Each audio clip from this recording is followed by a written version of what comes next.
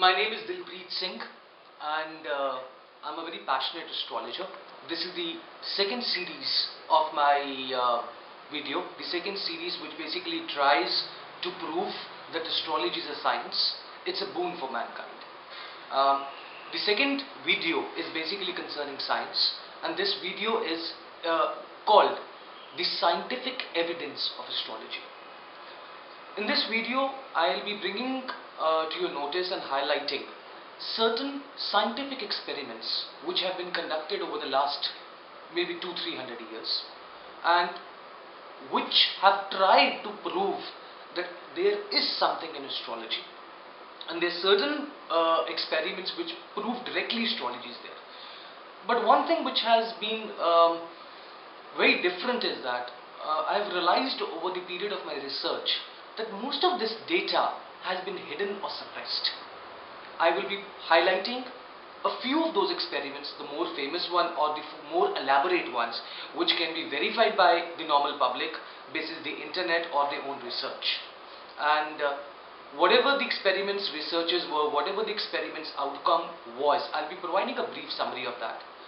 Basis that summary and basis that brief notes provided, you can check the further details at your own end. Scientific experiments to validate astrology. When we talk about scientific experiments with regards to astrology, the most famous experiment that has been conducted, which I believe is, you can say, the mother of experiments in astrology, has been conducted by a famous psychologist and a person with a stats degree known as Michael Gauquin. Michael Gauquin was a French-trained psychologist with a degree in statistics. He was born in the year 1929, and recently in the year 1991 he died. It was an untimely death, and we lost a very big supporter of astrology. This experiment is known as the Mars effect more popularly. What Michael did was, in the year 1940, as soon as he enrolled in the University of Paris and completed his stats and psychology degree, he started collecting birth data of famous celebrities from books, from the registrar's office and so forth. Why? Michael, as a teenager, was fascinated by two subjects. One was astrology and one was painting. Astrology was more of a hobby for him. So once he took all the professional degrees, he decided, why not see if it really is true. Now please try to understand that Michael Gauquin had read the basic literature of astrology and was familiar with the basic combinations which are there, which can help you to interpret information, which can help you to basically forecast. He was aware of the basics of all astrological concepts, be it Western or Vedic. Now what Michael Gauquin did in 1940 was, he started collecting date of birth of famous celebrities. It is said that in totality he collected 20,000 celebrities' date of birth and information. Basis that, once he got the date of birth and all, he made their concerning birth charts, which we call as horoscope, and started analyzing them. Now one thing please understand, that Michael Gauquin was a trained professional stats person as well as a psychologist, a science person.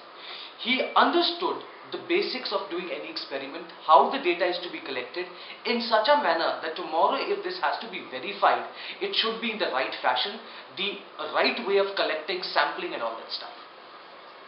It took Michael Gauquin nearly 10 years to analyze all that information, and the results were extremely extraordinary.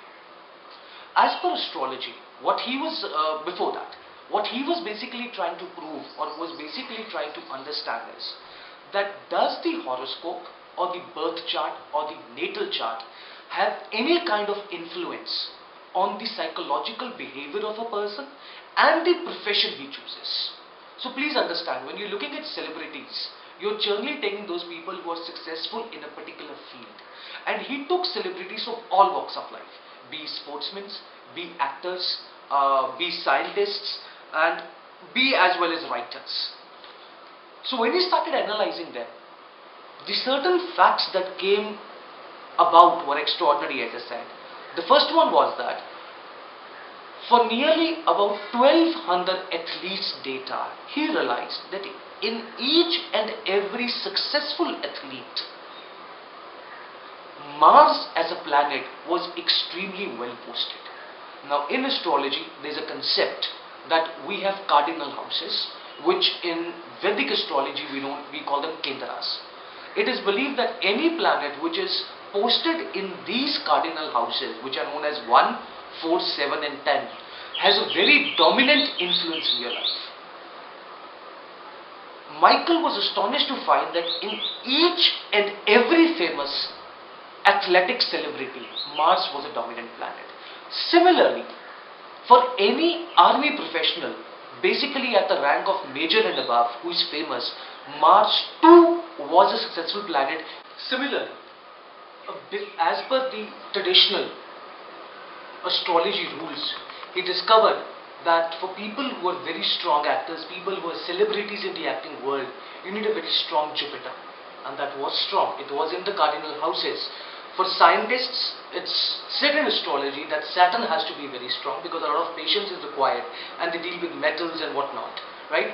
So for scientists, Saturn has to be strong, and that was the case. In fact, it is said he took about the data of 1100 scientists, and in 99% of the cases where they were established scientists, Saturn was a dominant planet.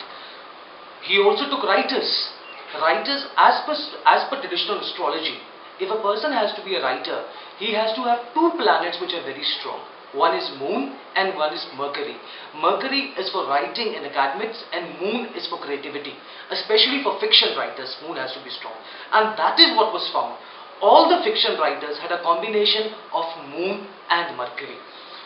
In fact, in the year 1955, what basically Michael did was, he published a book known as Men and Stars. It was originally published in French, but this is an English translation which is available. In this book, by 1955, he had a data of about 6,000 to 7,000 celebrities.